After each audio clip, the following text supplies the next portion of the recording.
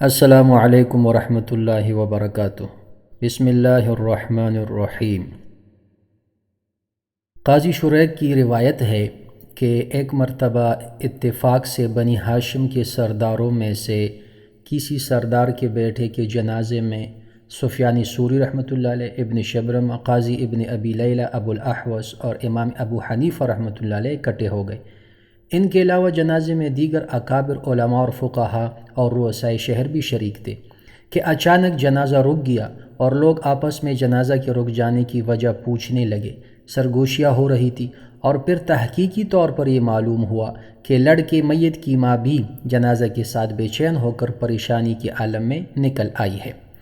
اپنا دوپٹہ جنازہ پر ڈال دیا ہے، بے حجابی تو ہو ہی گئی اور سر سے ننگا ہونا اس پر مستضاد۔ یہ عورت بھی کوئی معمولی عورت نہیں تھی، ہاشمی خاندان سے تعلق رکھنے والی شریف زادی تھی۔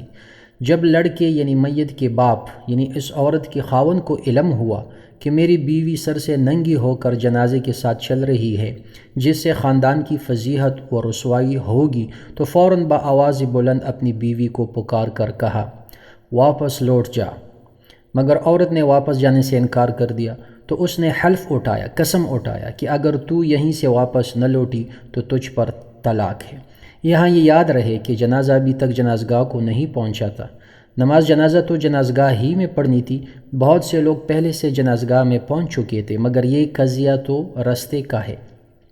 تو بیوی نے حلف اٹھا لیا کہ میں اس وقت تک واپس نہ لوٹوں گی جب تک کہ اس پر نماز جنازہ نہ ہو جائے، ورنہ میرے جتنی بھی غلام ہیں سب آزاد ہو۔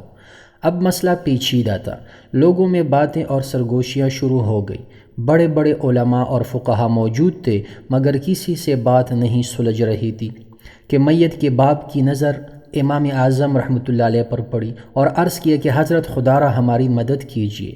امام صاحب رحمۃ اللہ علیہ آگے بڑھے اور لڑکے کی ماں سے دریافت کیا کہ تو نے کس طرح حلف اٹھایا ہے۔ عورت نے ساری بات دہرا دی، پھر اس کے خاوند سے پوچھا کہ تیرا حلف کیا تھا، اس نے بھی حلف کے الفاظ سنا دیے۔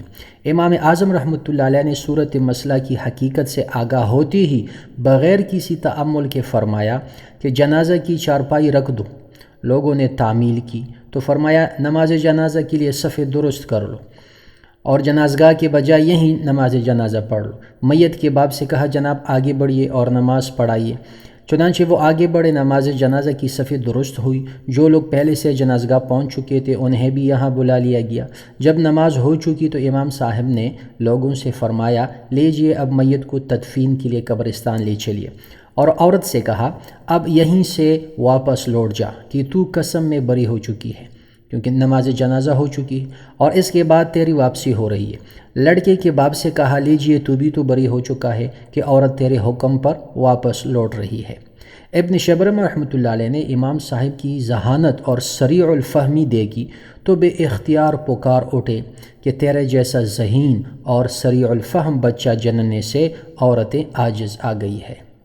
خدا بلا کرے، تیرے لیے تو علمی مشکلات کے حل میں کوئی مشکل نہیں ہے۔ تو محترم سامعین، یہ ہمارے امام اعظم ابو حنیفہ نعمان بن ثابت رحمۃ اللہ علیہ کی ذہانت تھی۔